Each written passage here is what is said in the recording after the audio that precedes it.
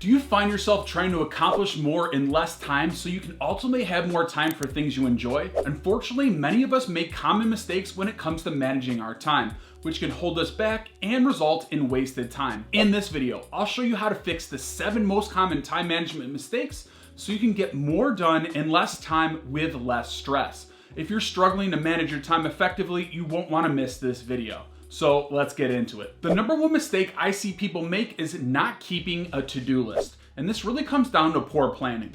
Failing to create a to-do list or a schedule for your day or week can lead to disorganization, missed deadlines, and just a general lack of focus. It's essential to plan your day and week ahead of time so you know what you need to do and when you need to do it. This will help you stay organized and focused and ensure that you meet your deadlines. But how do we fix this? And I talk about this in depth in many of my other videos on making to-do lists, prioritizing them, and time blocking your schedule. So start with a mind sweep and get everything out of your head and into the to-do list. Once all these items are put onto a to-do list, you're gonna wanna time block your schedule to make sure you have specific time blocks in your calendar for these tasks. I personally put all of my to-do lists in an app called Trello where I can sort everything, but for my daily to-do list, I use a system called Analog by Ugmonk. And this is a traditional list with a little coding system to help you signify what is done and what is in progress.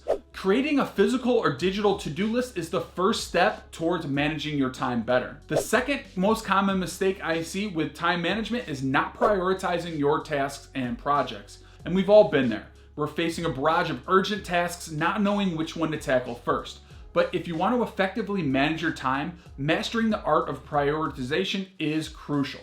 Luckily, there are a few tools that can assist you in prioritizing tasks effectively, like the Eisenhower Priority Matrix and the Action Priority Matrix. Both matrices can help you differentiate between high priority and high yield tasks versus the low yield or busy work. You're gonna wanna prioritize your tasks based off urgency and importance, and then set realistic deadlines for each task and project. Once you have a framework to filter your tasks and projects through, you'll be able to manage your time better and get more done throughout the day. I'll link a video in the description below. It goes fully in depth with the Eisenhower Priority Matrix, and using this matrix is a great start to effectively prioritizing your work. Time management mistake number 3 is failing to manage distractions. Did you know that most people lose up to 2 hours per day with distractions? Now imagine what you could achieve if you had that time back. Distractions can come in many forms, such as emails, instant messages, social media, maybe a coworker's in a crisis, or client phone calls, just to name a few examples. They disrupt our flow state, which is the state of being fully engaged. To take control of your day and perform at your best, it's crucial to minimize distractions and handle interruptions effectively. For instance, turning off your phone, or maybe just turning off notifications if you have to focus, or maybe you have to close unnecessary tabs on your browser, or just politely let people know that they're distracting you too often. So we all know there's times for breaks, but we can't let those breaks necessarily take away from our work. It's essential to set boundaries and eliminate distractions to improve your productivity. Additionally, you should work on improving your concentration even when you're surrounded by distractions. But how do we actually do this? And there's a tool in a system called the Pomodoro method, where you set a specific time slot for focused work. So you start off with 25 minutes of focused work, followed by a 5-minute break. You repeat that 4 times and then finish with a 25-minute break. There's a cube on my desk and I use it to set different time blocks, and this allows me to quickly set a timer and focus on my work for certain intervals of time. I love this timer cube and use it every day. And you can get it on Amazon. I'll just link it in the description below. But these are a great system and tool to help you improve your concentration and eliminate distractions. Mistake number 4 is procrastination. And this can have some dangerous consequences, like undermining your business or your entire career. It can lead to ineffectiveness and eat away at your sense of personal accomplishment. By procrastinating too much on a team, you can also lose trust in your ability to get things done. And all of these are clearly things you want to stay away from. Often procrastinators feel like they have to complete a task from start to finish, and this high expectation makes them feel overwhelmed and anxious. Instead of doing that, break the bigger task up into smaller tasks and then devote a small amount of time to completing those tasks. You might also find it helpful to use action plans. And this can help you break larger projects down into manageable steps. So that way it's easy to see everything you need to get done, and you can also complete smaller chunks at a time. There's two main steps in an action plan. One, identify tasks. So you're gonna start off by brainstorming all of the tasks you need to complete in order to meet your objective. Then prioritize them accordingly to the deadlines. Number two is analyze and delegate tasks. So figure out what you need to do personally and then what needs to be delegated, outsourced, or automated. A lot of times you have to kill your inner perfectionist and let others take on portions of the project or task. So keep the higher value tasks to yourself and then delegate the lower value tasks to others. Doing this can help you stop feeling overwhelmed and help you jumpstart your new project. Another great tip for beating procrastination is creating a sense of urgency. Often low priority tasks demand your attention because they appear to be urgent. To counter this, you should generate a sense of urgency around tasks that you tend to procrastinate on. And the sense of urgency can trigger a high performance mindset and get you going on what actually needs to be done.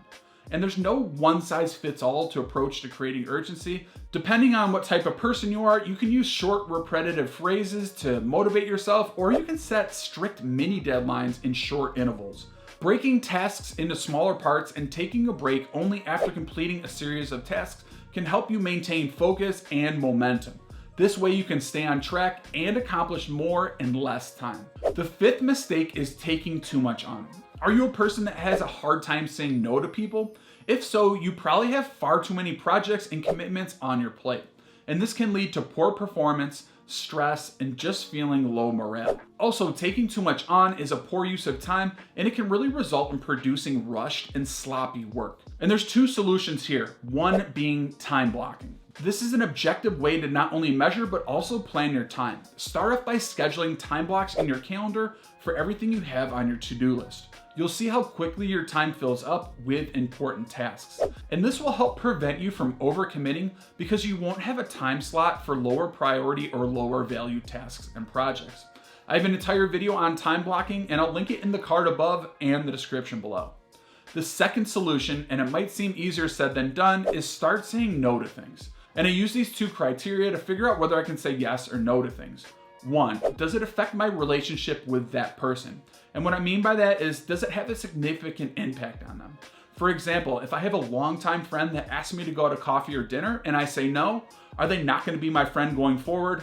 Obviously not. So clearly I can say no to that and put that off to another time that fits in your schedule. So think ultimately, is this going to impact my long-term relationship with that person? The second criteria is, does this directly impact my goals? Meaning, does this action, task, or project get me one step closer to the goal that I set out at the beginning of the year, quarter, or month? If you can filter your options through these two criteria, you'll experience less guilt when saying no to others. The sixth mistake most people make when managing their time is they thrive on always being busy. And this falls into the toxic productivity category, where you feel like if you're always doing something, you'll end up making the best use of your time and ultimately be productive. And this is not the case. And I was completely guilty of this because I used to get a rush from always being busy. I convinced myself that always being busy made me feel accomplished when it was really masking my inability to control my time and schedule. Thankfully, I'm not like that anymore, but the way I solved that was by slowing down my day-to-day and manage my time better. And I started time blocking and adding in breaks.